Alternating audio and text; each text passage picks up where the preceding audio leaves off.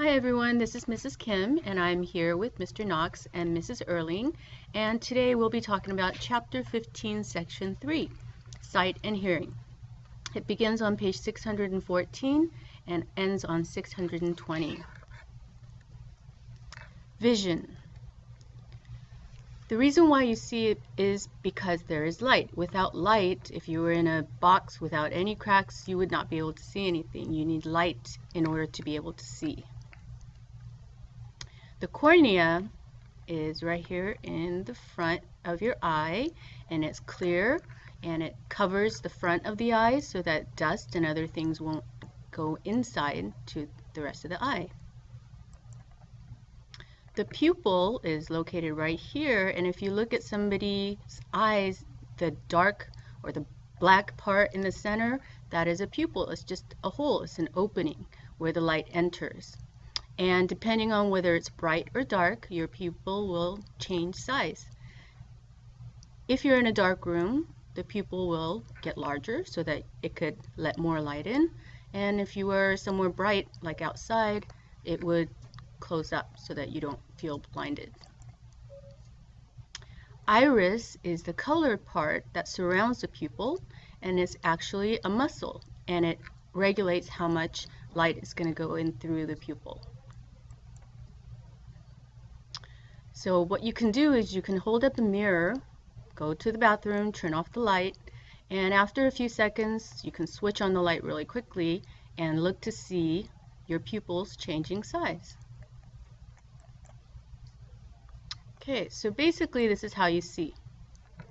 The light hits the object and it bounces off the object and enters your eye through the cornea.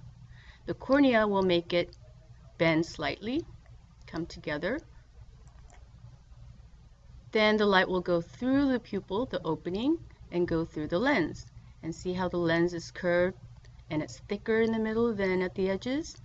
That will make the light rays come together and bend even more.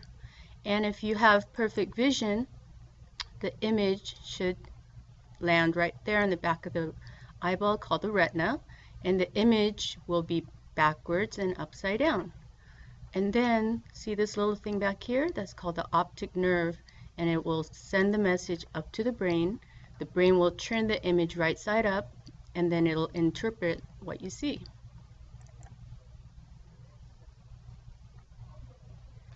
We haven't learned about lenses yet, and so you may not know this, but just know that when the light rays come together on the back of the retina, the image is backwards and upside down.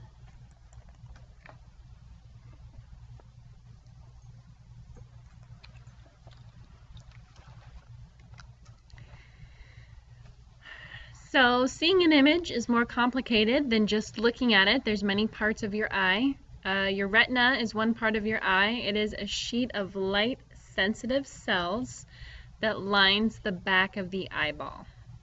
And we can see in the picture, it's at the very back.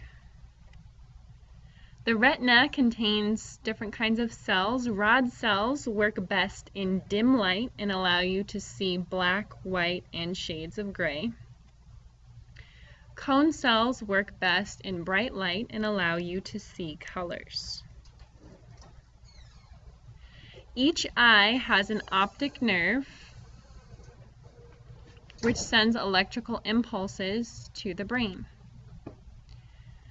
Look at the question under the photo. Explain what you think is happening to your eyes when you walk from the bright outdoors into a darkened room. So most of you have probably experienced this and noticed that at first it's really hard to see anything. Well, what is happening is since our eyes respond to light, our pupils need to adjust. So the dimmer the light, the larger your pupils. It takes time to adjust, and the iris of the eye regulates the amount of light each eye receives.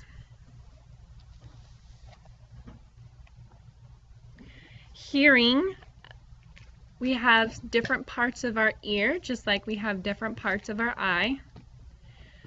sound that we hear is produced by vibrations that travel as waves. And those waves travel from the sound source, maybe a horn honking in the parking lot, or a brother or sister crying or screaming.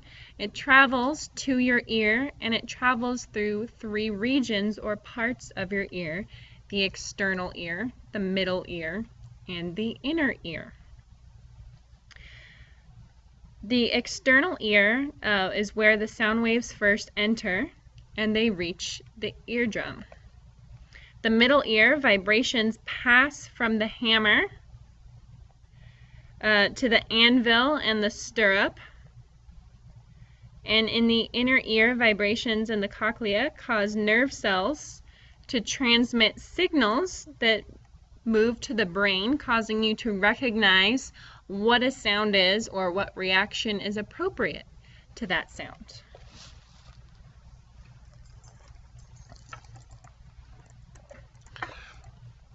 All right, as Miss McKernan said, how we hear, Miss Erling said, as Miss Erling said, how we hear is sound gets directed into our middle ear through this pinna or the auricle. The job of the pinna is to collect the sound waves and to transfer them into the eardrum. Okay, the eardrum is like a very thin membrane. In fact, it's called the tympanic membrane. It vibrates back and forth with each sound that is produced, whether it be a bang or a voice. So it vibrates back and forth, and it causes the hammer to move, the bang into the anvil, which bangs into the stirrup, and then eventually into the cochlea. It is the job of the cochlea to interpret those sounds and to send it, or sorry, not interpret the sounds. It's the job of the cochlea to determine high pitch, low pitch, send that signal to the optic nerve, and it's the job of the brain to interpret the same. Oh, auditory nerve. What did I say? Optic nerve. Sorry. So it's the job of the brain to to interpret the sound. Yes, Emmy, Mrs. Kim is correct. It's the auditory nerve, not the optic nerve. So the optic or auditory nerve sends sound signals to the brain. So this is the diagram of the ear. Now the ear also does one other important thing. This is also one of the reasons how we control our balance.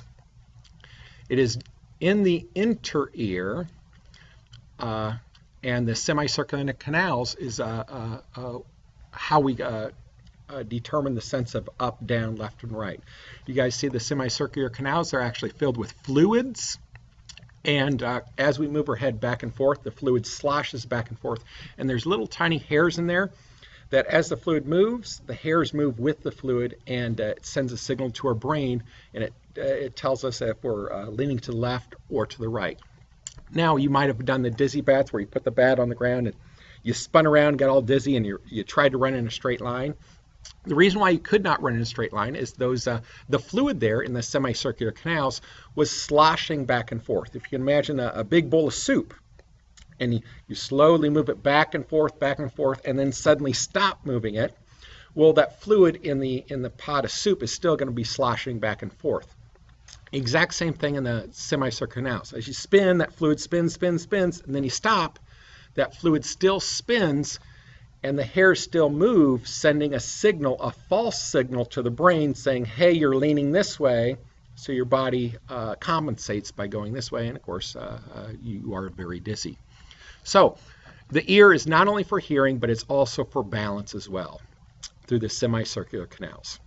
Thank you, and hopefully you guys have taken good notes.